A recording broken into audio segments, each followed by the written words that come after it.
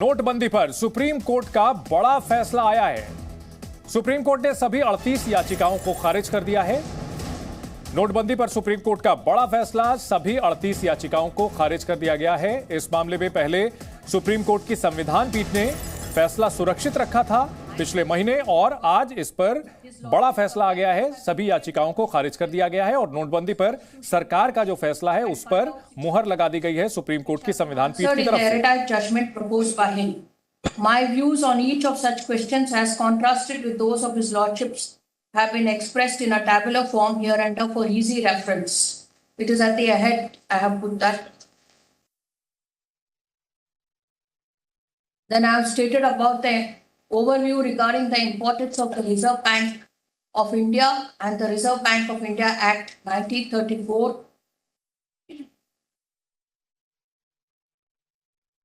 Then I have spoken about the history. ये अपने घर के पास सिर्फ देसी मुर्गियों को पालकर हर साल 6 लाख कमा रहे हैं। आप भी ये करना चाहते हो तो फ्रीडम ऐप को अभी डाउनलोड कीजिए।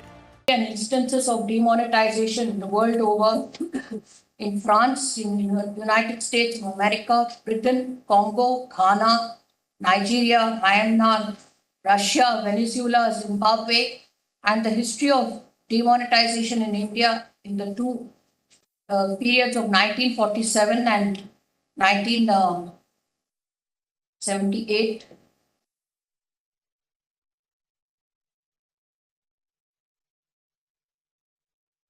Then while speaking about the Reserve Bank of India being the bulwark of the Indian economy, I have quoted Internet and Mobile Association of India versus RBI, wherein one of us, we, Ram Subrahmanyam J, while dealing with the regulation of... तो नोटबंदी पर supreme court का बड़ा फैसला, संविधान पीठ ने जो 58 याचिकाएं थी उसे खारिज कर दिया है। हमारे सहयोगी अरविंद इस बड़ी खबर पर हमारे साथ जुड़ गए हैं। अरविंद, सुप्रीम कोर्ट के संविधान पीठ के इस फैसले के बाद नोटबंदी को लेकर के जो तमाम याचिका थी उसे खारिज कर दिया गया है, मतलब ये माना जाए कि ये मैटर अब क्लोज हो चुका है?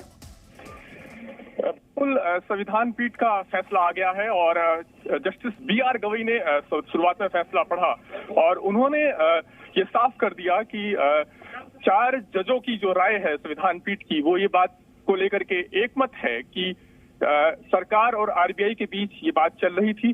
जस्टिस गवई ने ये कहा कि 6 मुद्दों पर उन्होंने विचार किया और जो सबसे बड़ा सवाल था वो ये था कि आरबीआई एक्ट के सेक्शन 26(2) के तहत आखिर आरबीआई को क्या अख्तियार हासिल है, और जैसा कि याचिकाकर्ताओं की तरफ से दावा किया गया था कि इसके तहत महज कुछ सीरीज के नोटों को ही वापस लिया जा सकता है, 500 और 1000 के सारे नोटों को वापस नहीं लिया जा सकता। क्या ये सही है, नहीं है?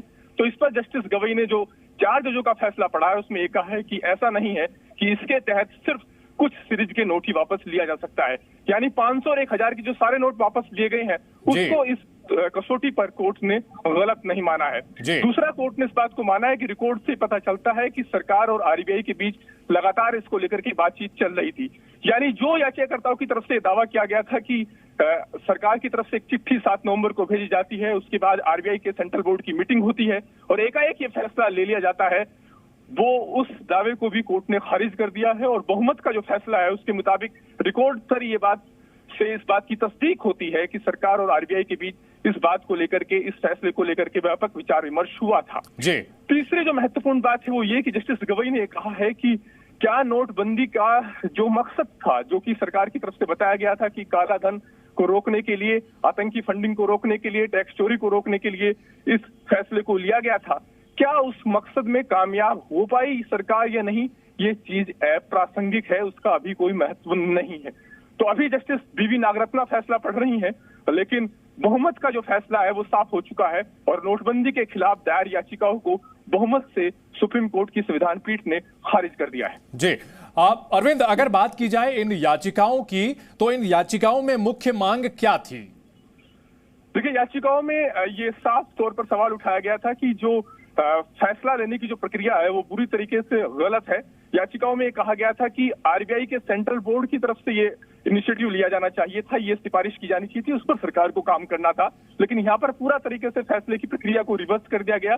सरकार ने फैसला लिया, आरबीआई को मजबूर किया और आरबीआई ने बिना किसी विचार विमर्श के तुरंत सरकार के निर्देश को इस तरीके से मानते हुए सिफारिश को वापस सरकार को भेज दिया और उसके बाद तुरंत 8 नवंबर को ऐलान कर दिया गया कि नोटबंदी का फैसला लिया गया है। तो ये कहा गया कि एकाएक इस तरह का जो फैसला हुआ, याचिकाओं में कहा गया था कि 86% जो करेंसी है वो सर्कुलेशन से अचानक से बाहर हो गई, जिससे लोगों को आजीविका का जो उनका अधिकार था, जो रोजगार का जो उनका अधिकार था, व्यापार में उनको बहुत दिक्कतें हुई और ये एक तरीके से मनमाना फैसला था और लोगों के संवैधानिक और मूल अधिकारों का इससे हनन हुआ। तो सुप्रीम कोर्ट ने यह साफ कर दिया था कि वो सिर्फ ये देखना चाहता है कि क्या फैसला लेने की जो प्रक्रिया थी वो सही थी या नहीं थी। जाहिर सी बात है कि फैसला 2016 में हुआ था, अब पीछे जाकर उस फैसले को तो पलटा नहीं जा सकता था, लेकिन फैसला लेने की प्रक्रिया सही थी या नहीं थी, इस पर सुप्रीम कोर्ट को विचार करना था और इसलिए कोर्ट ने आरबीआई और सरकार से इस फैसला लेने की प्रक्रिया से जुड़े रिकॉर्ड को भी तलब किया था।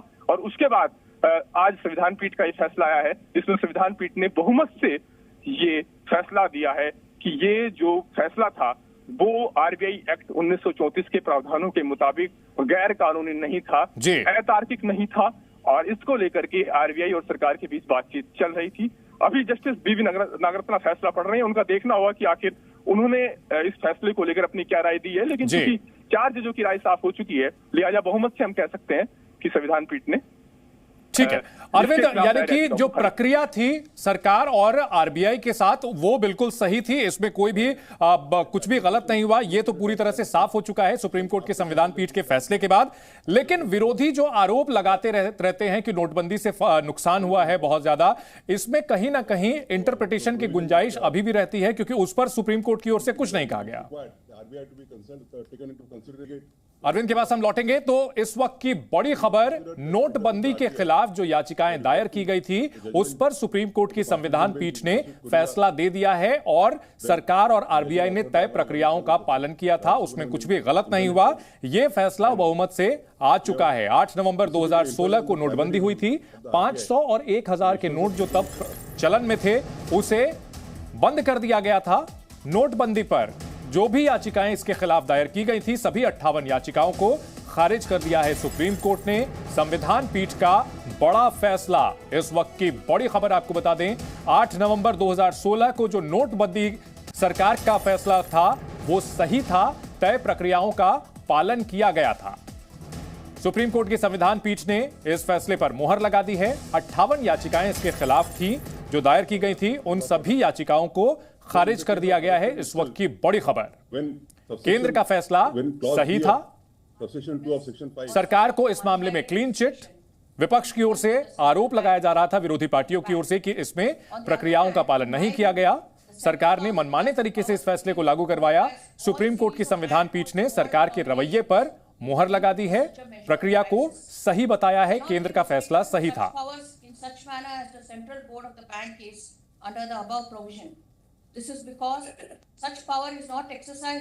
8 नवंबर 2016, 6 साल पहले सरकार ने 500 रुपए और 1000 रुपए के जो नोट थे उसे चलन से बाहर कर दिया था। डीमोनेटाइजेशन हुआ था और इसका मकसद बताया गया था काले धन पर लगाम लगाना, नक्सल समस्या, आतंकवादियों की फंडिंग के सिलसिले को रोकना। और इस फैसले को विपक्ष ने काफी इसकी आलोचना की थी, आरोप लगाया था कि इससे मध्यम वर्ग की कमर टूटी, खासतौर पर जो छोटे उद्यमी थे इन्हें काफी नुकसान हुआ था।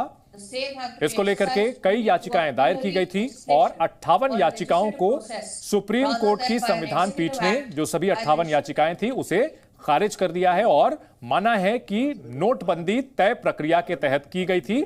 सरकार ने जो ये कदम उठाया था उसमें कुछ भी गलत नहीं था, नियमों का सभी पालन किया गया था। नोटबंदी का सरकार का फैसला सही था, सुप्रीम कोर्ट की ये मुहर लग चुकी है। नोटबंदी गैर वाजिब नहीं थी, सभी नोट वापस लिए जा सकते हैं। तब 500 रुपए और 1000 रुपए के नोट वापस लिए गए थे। कुछ दिनों बाद 500 और 2000 के नए नोट चलन में आए थे। इस फैसले पर केंद्र सरकार को बड़ी राहत सुप्रीम कोर्ट की ओर से मिली है। सुप्रीम कोर्ट की संविधान पीठ ने इस मामले में सरकार के रुख पर मुहर लगा दी है। नोटबंदी जब की गई थी 8 नवंबर 2016 को, उसके बाद लोगों को कैश की भारी किल्लत से जूझना पड़ा था। बैंकों के एटीएम में लंबी लंबी कतारें देखने को मिली थी। विपक्ष इस मामले में लगातार सरकार पर आरोप लगाता रहा है कि छोटे व्यापारियों की कमर इससे टूट गई थी और काले धन को लेकर जो सरकार के दावे थे वो बाद में हवा हवाई साबित हुए थे। सुप्रीम कोर्ट की ओर से प्रक्रिया पर मुहर लगा दी गई है कि सरकार और आरबीआई ने तय प्रक्रिया का पालन किया था, इसमें कुछ भी गलत नहीं था। हमारे सहयोगी अरविंद हमारे साथ जुड़ चुके हैं। अरविंद, तय प्रक्रिया जो थी उसका पालन किया गया, प्रक्रिया सही थी, लेकिन विपक्ष के जो आरोप थे कि नोटबंदी का असर जो है वांछित नहीं रहा था, नोटबंदी से जो मध्यम वर्ग था, जो छोटे कारोबारी थे, उनकी कमर टूट गई थी, उसको लेकर सुप्रीम कोर्ट ने कुछ भी नहीं कहा है। देखिए, सरकार की तरफ से कहना था कि कुछ दिक्कतें जरूर हुई आम लोगों को और उन दिक्कतों को दूर करने के लिए सरकार की तरफ से कदम भी उठाए गए और किसी दिक्कत विशेष को लेकर के इस पूरे फैसले को गैर वाजिब नहीं ठहराया जा सकता, ऐसा सरकार का कहना था। तो इस कसौटी पर सुप्रीम कोर्ट ने भी ये माना कि सरकार की तरफ से जो कदम उठाए गए थे लोगों की दिक्कतों को दूर करने के लिए, वो वाजिब कदम थे, वो पर्याप्त कदम थे। एक और महत्वपूर्ण बात मैं इसमें जोड़ दूं कि जस्टिस बीवी नागरत्ना का भी फैसला सामने आ गया है और जस्टिस बीवी नागरत्ना ने कहा है कि वो जस्टिस गवई की राय से अलग राय रखती हैं। यानी अब आप ये फैसला पूरी तरीके से अब साफ हो गया है कि 4-1 के संविधान पीठ ने बहुमत से इसके खिलाफ दायर याचिकाओं को खारिज कर दिया है। इस फैसले को लेकर संविधान पीठ के 4 जजों की राय एक है, justice Abdul Nazeer, justice Bopanna, justice Rama Subramaniam और जस्टिस BR गवई। ये चारों जज इस बात को लेकर के एकमत हैं कि नोटबंदी का जो फैसला लेने की जो प्रक्रिया थी वो कानूनी तौर पर ठीक थी। आरबीआई एक्ट के जो सेक्शन 26(2) के तहत जो आरबीआई को अख्तियार हासिल हैं उसका पूरी तरीके से इसमें पालन किया गया और ऐसा नहीं है कि सिर्फ कुछ सीरीज के नोटों को ही वापस लिया जा सकता है। 500 और 1000 के पुराने नोटों को वापस लिया जा सकता था। जो सरकार ने कदम उठाया वो अपने अधिकार क्षेत्र में, उनके आरबीआई के अधिकार क्षेत्र में वो कदम था। इसके अलावा कोर्ट ने यह भी साफ किया है कि रिकॉर्ड से पता चलता है कि आरबीआई और सरकार के बीच लगातार बातचीत चल रही थी, क्योंकि याचिकाकर्ताओं का यह कहना था इस पूरे मामले को लेकर के कि 7 नवंबर को एक चिट्ठी भेजी जाती है केंद्र सरकार की तरफ से आरबीआई को और उसके बाद आरबीआई के सेंट्रल बोर्ड की आनन फानन में मीटिंग होती है और केंद्र सरकार की तरफ से जो एक तरीके से सलाह दी जाती है उसी सलाह को एक सिफारिश के तौर पर आरबीआई की तरफ से सेंट्रल गवर्नमेंट को भेज दिया जाता है और उसके बाद नोटबंदी का फैसला अमल में लाया जाता है। तो कहीं ना कहीं सवाल इस बात पर उठाए गए थे कि एक जो इनिशिएटिव होना चाहिए था इस प्रोसेस का वो आरबीआई के सेंट्रल बोर्ड की तरफ से लिया जाना चाहिए था, लेकिन यहाँ पर सरकार की तरफ से ये फैसला लिया गया और एक तरीके से इस पूरी प्रक्रिया को रिवर्स कर दिया गया, ऐसा याचिकाकर्ताओं का दावा था।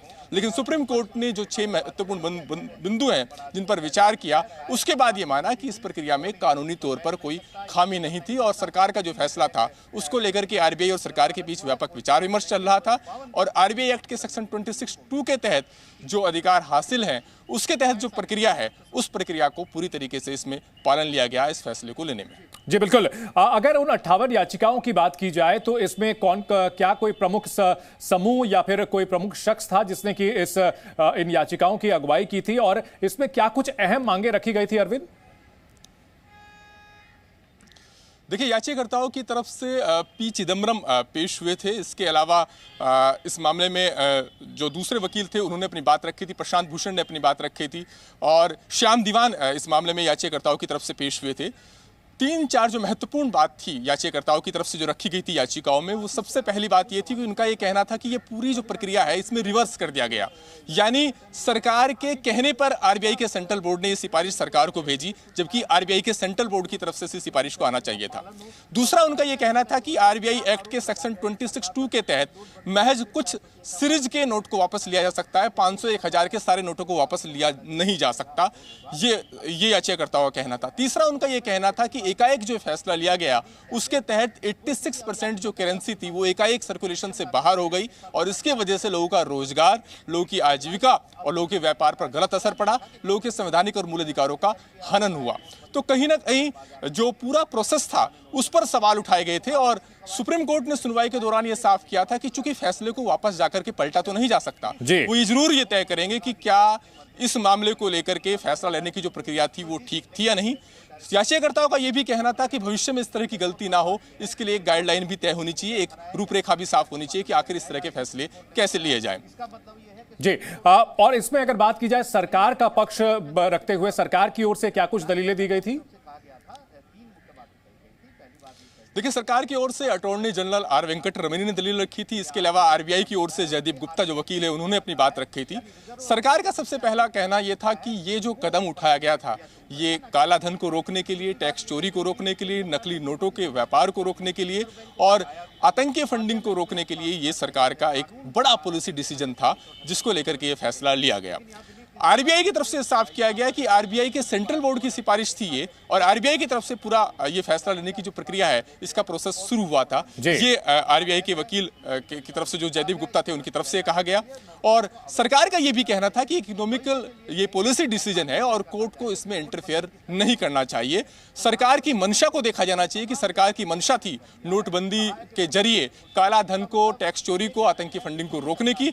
ये कितना सफल हो पाए नहीं हो पाए ये अपने आप में एक सवाल अलग बनता है, लेकिन ऐसा नहीं है कि ये प्रयास सफल नहीं हुए हैं। और मुख्य बात ये थी कि सरकार और आरबीआई की तरफ से कि नीतिगत मसले में कोर्ट को दखल देने का औचित्य बनता नहीं। ठीक है, तो नोटबंदी सही तरीके से की गई थी, इसके लिए प्रक्रियाओं का पालन किया गया था। सुप्रीम कोर्ट की संविधान पीठ ने 4-1 से इस पर मुहर लगा दी है और इस फैसले में सरकार का पक्ष सही। ये अपने घर के पास सिर्फ देसी मुर्गियों को पाल कर हर साल 6 लाख कमा रहे हैं।